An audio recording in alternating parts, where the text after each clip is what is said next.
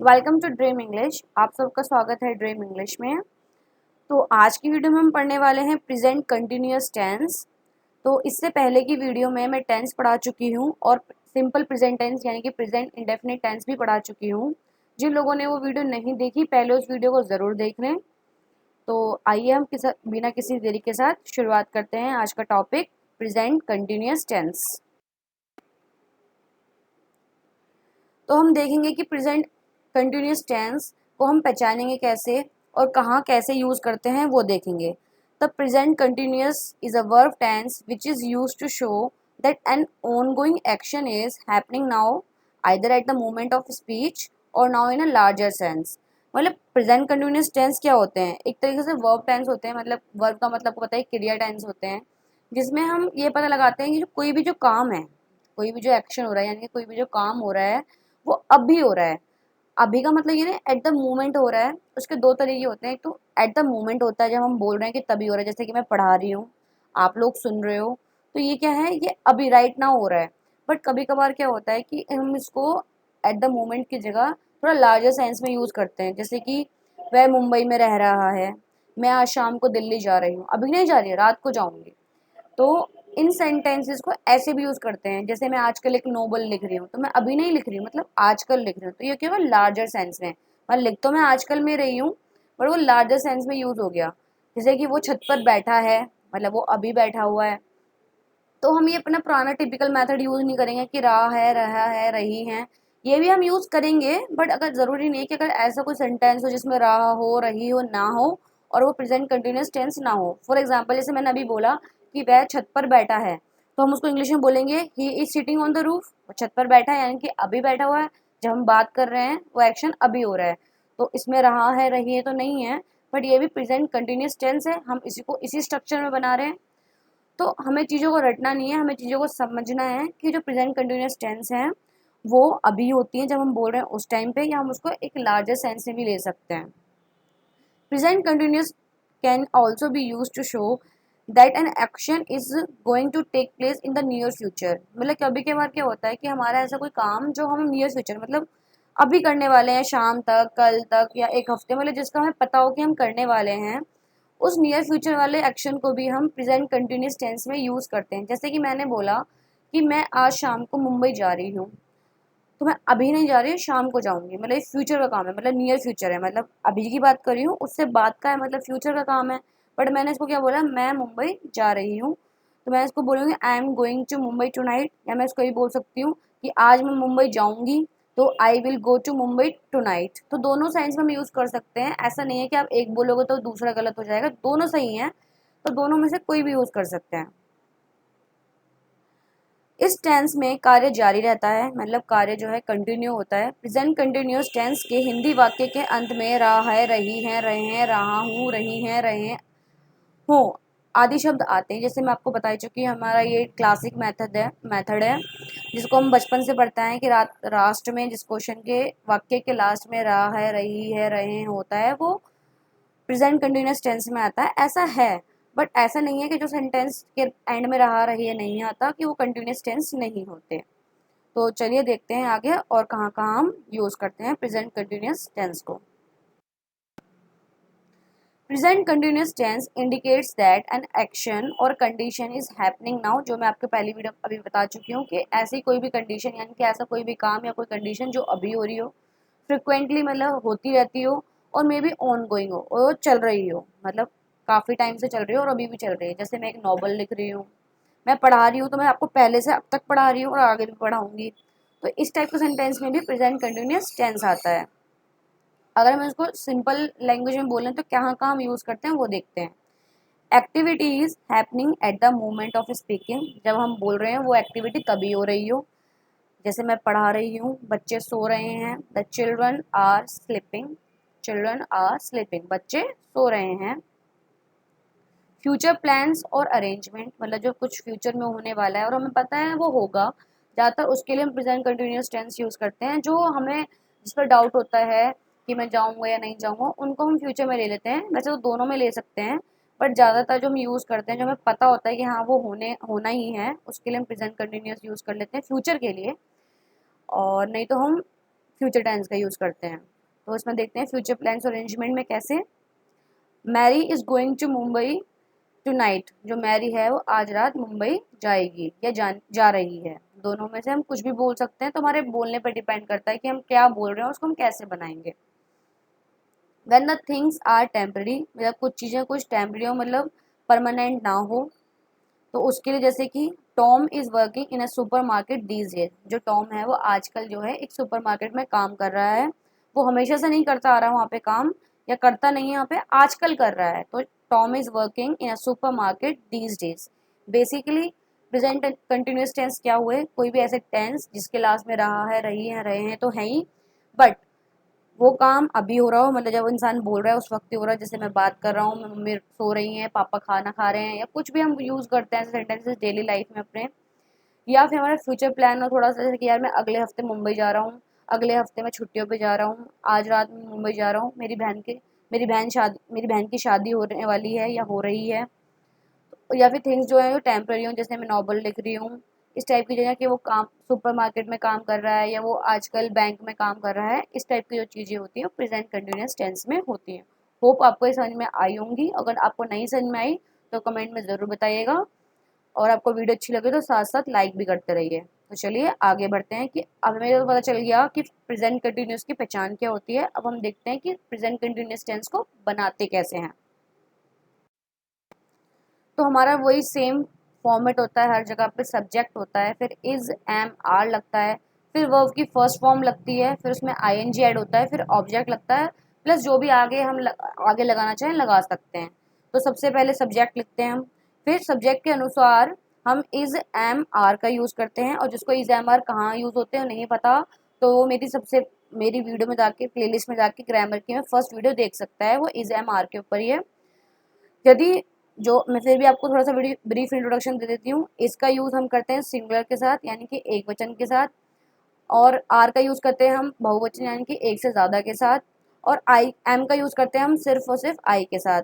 फिर हम इसके बाद लगाते हैं वर्ब की फर्स्ट फॉर्म, क्योंकि वर्ब की थ्री फॉर्म ऑफ वर्ब होती हैं, जैसे हमने आपने पढ़ा ही होगा आज तक, गो वेंट गॉन, कम केम कम। तो ये क्या होती है, वर्ब की first form, second form, third form. तो यहाँ पे हम करेंगे वर्ब की फर्स्ट फॉर्म का यूज़, जिसमें हम आईएनजी लगाएंगे, फिर हम आगे ऑब्जेक्ट लगाएंगे, जैसे कि I am going to Mumbai tonight. तो इसमें सब्जेक्ट हो गया आई, एम हो गया इसमें हेल्पिंग वर्ब, वर्ब की फर्स्ट फॉर्म होगी गो के साथ आईएनजी, मुंबई हो गया हमारा ऑब्जेक्ट, और अदर वर्ड हो गया टू नाइट यानी कि आज रात को। तो हम ऐसा एक स्ट्रक्चर बोलते हैं, इसे फॉर्मेट बोलते हैं, जिसमें हमें सेंटेंस को बनाना होता है। तो चलिए कुछ एग्जाम्पल देखते हैं हम इसके कि कहाँ पे कैसे कैसे सेंटेंस बनाते हैं। तो उससे पहले थोड़ा सा ब्रीफ इंट्रोडक्शन जो हमने पढ़ाया है उसको देख लेते हैं। प्लस मतलब अफर्मेटिव के साथ क्या लगता है, सब्जेक्ट लगेगा, इज लगेगा, एम लगेगा, आर लगेगा, वर्ब की फर्स्ट फॉर्म लगेगी, और अदर वर्ड लगेगा, जो मैं आपको पहले बता चुकी हूँ। ही इज़ प्लेइंग फुटबॉल, वो फुटबॉल खेल रहा है। अगर हमें बोलना है कि ये काम नहीं हो रहा अभी, तो हम उसके लिए नेगेटिव सेंटेंस यूज़ करेंगे, उसमें हमें नॉट ऐड करना पड़ेगा। अब देखते हैं कि नॉट हम कहाँ ऐड करते हैं। तो सबसे पहले हमारा सब्जेक्ट आएगा, फिर हमारा इज आएगा, फिर एम आएगा, आर आएगा, अकॉर्डिंग टू द सब्जेक्ट आएगा, फिर हम नॉट लगाएंगे, फिर वर्ब की फर्स्ट फॉर्म और आईएनजी लगाएंगे। इसमें नॉट हेल्पिंग वर्ब के बाद ऐड हो जाएगा। तो he is not playing football. Helping verb और मेन वर्ब में अंतर ये होता है कि हेल्पिंग वर्ब आपको हेल्प करते हो आगे वाली वर्ब को बताने में कि काम कब हो रहा है। अगर मैं यहाँ पे इज एम आर की तरफ वाज वर्ड लगा दूंगी तो काम हो रहा है, बट रहा था, मतलब अभी नहीं हो रहा था। तो वर्ब की जो फर्स्ट फॉर्म के साथ आईएनजी वो रहा बताता है, और is am are was word बताते हैं कि वो है, था या होगा। तो क्वेश्चन करना हो हमें तो हम कैसे करेंगे, क्वेश्चन के लिए हमारे जो हेल्पिंग वर्ब होती है सबसे पहले आ जाती है, या फिर क्वेश्चन वर्ड होते हैं तो क्वेश्चन वर्ड आते हैं। फिर हमारा इज एम आर आएगा, फिर हमारा सब्जेक्ट आएगा, फिर हमारी वर्ब की फर्स्ट फॉर्म आएगी। इज ही प्लेइंग फुटबॉल, क्या वो फुटबॉल खेल रहा है। तो आइए अब इनको हम अच्छे से डिस्कस करते हैं कहाँ कैसे यूज़ करते हैं।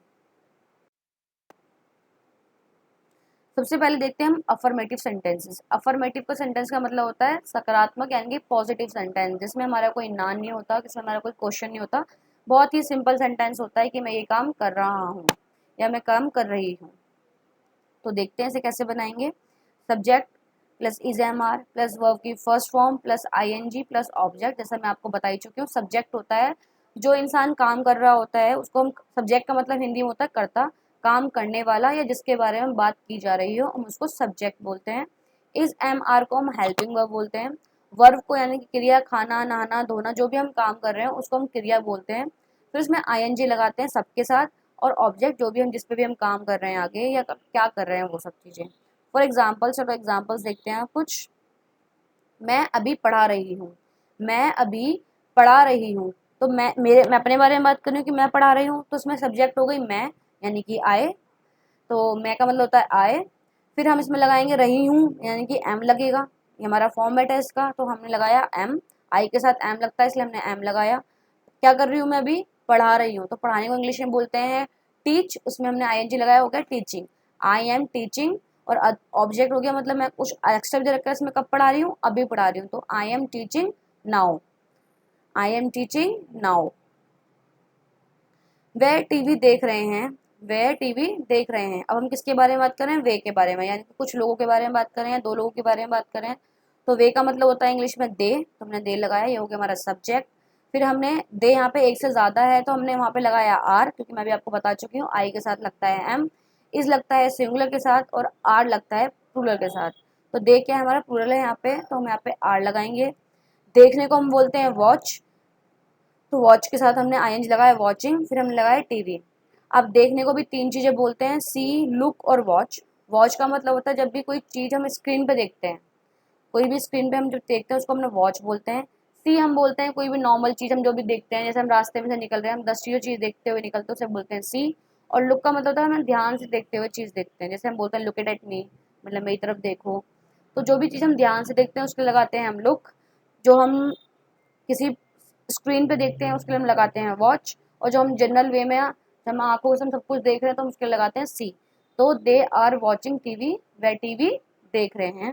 तो चलिए और एग्जाम्पल देखते हैं। वह अगले हफ्ते शादी करने वाली है, she is going to marry this week, she is going to marry this week. वह अगले हफ्ते शादी करने वाली है, वह यानी कि लड़की, क्योंकि हमने बाद में बोला वाली है, बट आपने इसमें देखा कि इसमें रहा है, रही है, नहीं है।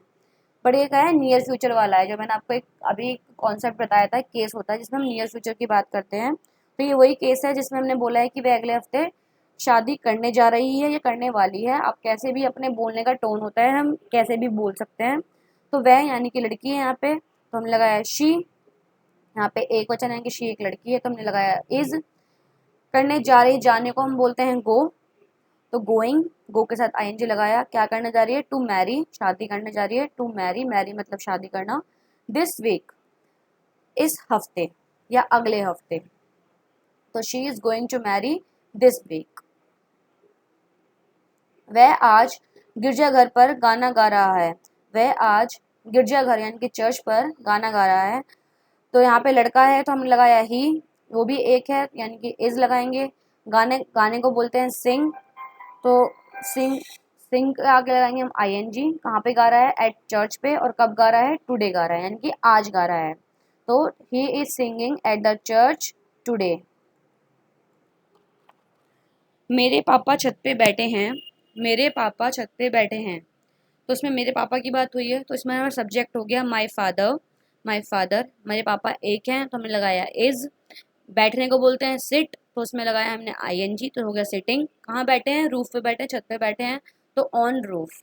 तो my father is sitting on roof, मेरे पापा छत पे बैठे हैं। तो आपने देखा अफर्मेटिव सेंटेंसेस यानी कि पॉजिटिव सेंटेंसेस में हमने हर तरीके के एग्जाम्पल देखे। कि मैं अभी टीवी देख रही हूँ तो हमने एम का देख लिया, आई एम टीचिंग नाउ। वह टीवी देख रहे हैं तो ये हो गया प्लूरल फॉर्म में, और अभी का तो दे आर वॉचिंग टीवी। वह अगले हफ्ते शादी करने वाली है, she is going to marry this week, यानी कि ये फ्यूचर, नियर फ्यूचर वाला सेंटेंस हो गया, तो she is going to marry this week. वह आज गिरजाघर पे गाना गा रहा है, तो ये भी आज नियर फ्यूचर का हो गया। ये बिल्कुल ही नियर फ्यूचर का हो गया कि हम और आज शाम को ही गाने वाला है। तो he is singing at church today. My father is sitting on the roof, इसमें देखा आपने कि इसमें रहा है, रही है, नहीं है। पर ये काम ऑन जब हम बोल रहे हैं तब हो रहा है। मैंने, मेरे पापा छत पे बैठे हैं, यानी कि अभी बैठे हैं, जब मैं बोल रही हूँ उस टाइम पे ये काम हो रहा है। तो my father is sitting on roof. ठीक है, तो हम आगे बढ़ते हैं, अब देखते हैं कि नेगेटिव सेंटेंसेस हम कैसे बनाते हैं। सब्जेक्ट लगाएंगे, इज एम आर लगाएंगे, फिर नॉट लगाएंगे, फिर वर्ब की फर्स्ट फॉर्म लगाएंगे, फिर आईएनजी, फिर ऑब्जेक्ट। जैसा कि हम अभी अफर्मेटिव सेंटेंसेस में पढ़ा था, बट उसमें इज एम आर यानी कि हेल्पिंग वर्ब के बाद हम नॉट ऐड कर देंगे, फिर हम वर्ब की फर्स्ट फॉर्म लगाएंगे। तो देखते हैं इसके कुछ एग्जाम्पल। आज हम शॉपिंग के लिए नहीं जा रहे हैं। आज हम शॉपिंग के लिए नहीं जा रहे हैं। We are not going for shopping today. We are not going for shopping today. हम आज शॉपिंग के लिए नहीं जा रहे हैं। तो हम हो गया इसके लिए जिसके बारे में बात हो रही है कि सब्जेक्ट हो गया हम। वी हमारा प्लूरल है तो हमने लगाया आर। नहीं के लिए हमने नॉट लगाया, फिर हमने गो के जाने के लिए हमने गो लगाया, फिर उसमें वर्ब की हमने फर्स्ट फॉर्म लगाई।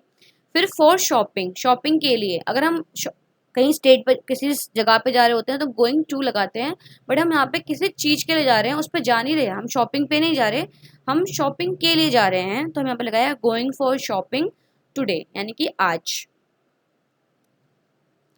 वह हंस नहीं रही। वह हंस नहीं रही। She is not laughing. She is not laughing. She यानी कि वो लड़की है, एक है, हमने शी लगाया, फिर हमने इज लगाया, फिर हमने यहाँ पे नॉट लगाया। लाफ मतलब होता है हंसना, उसके हमने लगाया आई एन जी। तो शी इज नॉट लाफिंग, वह हंस नहीं रही है। वह आम नहीं खा रहे हैं। वह आम नहीं खा रहा है। He is not eating mango. He is not eating mango. तो वह यहाँ पे लड़के की बात हो रही, खा रहा है, तो यानी कि ही एक है यानी कि हमने इज लगाया, फिर हमने नॉट लगाया, फिर हम ईट की फर्स्ट फॉर्म यानी कि ईट लगाई, फिर हमने आई एन जी लगाया, और क्या नहीं खा रहा, मैंगो नहीं खा रहा, तो he is not eating mango. वो स्कूल वह विद्यालय के बाद नहीं मिल रहे। वो विद्यालय के बाद नहीं मिल रहे। They are not not meeting after school. They are not meeting after school. कभी क्या होता है ना यार, हम ना स्कूल के बाद मिलेंगे और हमारे पास फ़ोन आया है, हम बोल रहे हैं यार वो आज नहीं मिल रहे, तो हम क्या बोलेंगे, they are not meeting after school. They are not meeting after school हम चेंज कर देंगे, हम बोलेंगे they are meeting after tuition. जैसे भी हमें बोलना हो वैसे यूज़ करेंगे, बस सेंटेंस को हमें दिमाग में रखना है कि हमें क्या बोलना है। और सेंटेंस कभी भी ना ऐसे नहीं आते आपने सीखे और आज ही आज आपको आ जाएं, आपको प्रैक्टिस करनी होगी। कम से कम मैं तो बोलना चाहूँगी कि जो सेंटेंस मैं आपको बता रही हूँ इनको कम से कम हर एक सेंटेंस को कम से कम 3 बार बोलें, आपको पक्का ये चीज़ समझ में आएगी और आपके मुंह से कैजुअली भी निकला करेंगे। तो इनकी प्रैक्टिस ज़रूर ज़रूर कीजिए। और आगे बढ़ने से पहले आपको वीडियो पसंद आई तो लाइक और सब्सक्राइब भी करते रहिए बीच बीच में। तुम फिल्म नहीं देख रहे। तुम फिल्म नहीं देख रहे। You are not watching the movie. You are not watching the movie. You को हम प्लूरल कंसिडर करते हैं, मैं आपको बता चुकी हूँ पहली वीडियोस में। जिन्हें मेरी पहली वीडियोस ना देखी हूँ वो मेरी पहली वीडियोस ज़रूर देख लीजिएगा कि यू हमारा एक होता है कि हमने बोला तुम या तू मूवी नहीं देख रहे हो तो हम बोलेंगे you are not watching movie. But हम तुम लोग बोलेंगे ना तब भी हम यू बोलते हैं, इसलिए हम यहाँ पे यू को प्लूरल कंसिडर करते हैं। तो you are not watching the movie. You are not watching the movie. तुम फिल्म नहीं देख रहे। ये तो हो गए हमारे नेगेटिव सेंटेंसेस। अब हम देखते हैं हमारे इंटरोगेटिव यानी कि प्रश्नवाचक। हम कैसे किसी से क्वेश्चन पूछेंगे, क्या वो सो रहा है, क्या वो खा रहा है, मतलब हमें पूछना है कि वो भी क्या कर रहा है, तो उसके लिए हम बोलते हैं इंटरोगेटिव। तो देखते हैं वो कैसे बनाते हैं। इंटेरो सेंटेंसेस यानी कि प्रश्नवाचक। क्वेश्चन वर्ड यानी कि कब, कहाँ, कैसे, क्यों, किसका, इनको बोलते हैं क्वेश्चन वर्ड। इंग्लिश में who, which, where, how, when. तो ये क्या होते हैं, क्वेश्चन वर्ड होता है जिससे हमें पता लगाता है हम उनसे पूछना क्या जा रहे हैं। फिर लगाते हैं हम इज एम आर, हमारी हेल्पिंग वर्ब आती है हमेशा इंटरोगेटिव में। सब्जेक्ट से पहले हमारी हेल्पिंग वर्ब लगेगी, फिर हमारा सब्जेक्ट लगेगा, फिर हमारा वर्ब की फर्स्ट फॉर्म लगेगी, फिर आई एन जी लगेगा और ऑब्जेक्ट लगेगा। ये हमारा फॉर्मेट हो गया कि हमें कैसे क्वेश्चन पूछना है। तो हम देखते हैं कुछ एग्जाम्पल्स। क्या राहुल आज फुटबॉल खेल रहा है। क्या राहुल आज फुटबॉल खेल रहा है। Is Rahul playing football today. Is Rahul playing football today.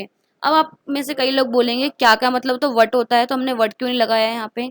तो वट हम तब लगाते हैं जब हमारा क्या जो है वो क्वेश्चन के बीच में आता है, तो हम वर्ड लगाते हैं। अगर हमारा क्या से क्वेश्चन की शुरुआत होती है, जो भी हमारा रिस्पेक्टिव उसमें सब्जेक्ट होता है उसके अकॉर्डिंग जो भी उसमें हेल्पिंग वर्ब लगनी होती है हम उसको लगा लेते हैं। जैसे इसमें राहुल एक वचन है तो हम राहुल के साथ इज लगाते, तो हमने इज को पहले लगा लिया। Is Rahul playing football today, क्या आज राहुल फुटबॉल खेल रहा है। तो हम और सेंटेंस देखते हैं ऐसी। तुम कहाँ जा रहे हो। तुम कहाँ जा रहे हो। तो कहाँ के लिए हम बोलते हैं इंग्लिश में वेयर, WHERE, वेयर। आर यानी कि तुम के साथ यानी यू के साथ हमारा आर लगता है, तो हमने यहाँ पे आर लगाया, फिर हमने यू लगाया, फिर गोइंग लगाया। तो वेयर आर यू गोइंग? क्या बच्चा अपनी बोतल से दूध पी रहा है? क्या बच्चा अपनी बोतल से दूध पी रहा है? Is the baby drinking his बोतल? Is the baby drinking his बोतल? मतलब जो बच्चा है वो अपनी बोतल से दूध पी रहा है, तो यहाँ बच्चे की बात हो रही है, तो हमने बोला द बेबी ड्रिंकिंग हिज बोतल। तो यहाँ पे अगर हम क्वेश्चन नहीं होता बच्चा अपनी बोतल से दूध पी रहा है तो हम लगाते the baby is drinking his बोतल। बट यहाँ पे क्वेश्चन पूछा है तो हमारी हेल्पिंग वर्ब जो है हमारी सब्जेक्ट यानी कि द बेबी से पहले आ जाएगी। क्या वह अपने दोस्त से बात कर रहा है? क्या वह अपने दोस्त से बात कर रहा है? Is he talking to his friend? Is he talking to his friend? यहाँ पे हम लड़की की बात करें तो हमने यहाँ पे ही लगाया, ही के साथ इज लगता है क्योंकि वो एक है। तो इज ही टॉकिंग मतलब टॉक मतलब बोलना या बात करना, उसमें हमने लगाया आईएनजी यानी कि हो गया टॉकिंग। किससे बात कर रहा है? Talking to his friend. His हमारा ही के लिए लगाया है, ही के साथ हिज लगता है। अगर यहाँ पे शी होता तो हम हर लगाते, उसकी फ्रेंड यानी कि अपनी फ्रेंड से या अपने फ्रेंड से। तो is he talking to his friend? क्या वह अपने दोस्त से बात कर रहा है? क्या तुम शोर क्यों कर रहे हो? तुम शोर क्यों कर रहे हो? तो क्यों के लिए आता हमारा वाई, तुम के लिए हमारा यू आता है, तो यू के अकॉर्डिंग हमने हेल्पिंग वर्ब लगाई आर। तो why are you making noise? Why are you making noise? तुम शोर क्यों कर रहे हो? होप आपको ये सारे सेंटेंसेस समझ में आए होंगे। और फिर भी आपको कुछ चीज़ समझ में ना आई हो तो आप कमेंट में ज़रूर बताइएगा। और आपको थोड़ी बहुत चीज़ें जिसमें आपको कन्फ्यूज़न हो रही हो कि इज़ एम आर कहाँ लगता है, तो इसके लिए मैंने ऑलरेडी वीडियो डाल रखी है अपने चैनल पे। तो आप मेरे चैनल पे जाके वीडियोज़ में ग्रामर वीडियोज़ में आप चेक कर सकते हैं। सबसे पहली वीडियो इज़ एम आर की ही है। आपको वहाँ पे बेसिक कॉन्सेप्ट समझाया गया है कि इज़ कहाँ लगता है, एम कहाँ लगता है, आर कहाँ लगता है, तो उसे भी ज़रूर देखिएगा। और अगले वीडियो में हम पढ़ेंगे प्रेजेंट परफेक्ट टेंस। तो आज हम यहीं समाप्त करते हैं। तो आपको मेरी वीडियो पसंद आई हो और अच्छी लगी हो तो प्लीज़ सब्सक्राइब और लाइक ज़रूर कीजिएगा और शेयर ज़रूर कीजिएगा, ताकि आपकी तरह आपके फ्रेंड्स का भी थोड़ा फ़ायदा हो सके, वो भी कुछ सीख सकें। तो हम देखेंगे कि प्रेजेंट कंटिन्यूस टेंस को हम पहचानेंगे कैसे और कहाँ कैसे यूज़ करते हैं वो देखेंगे।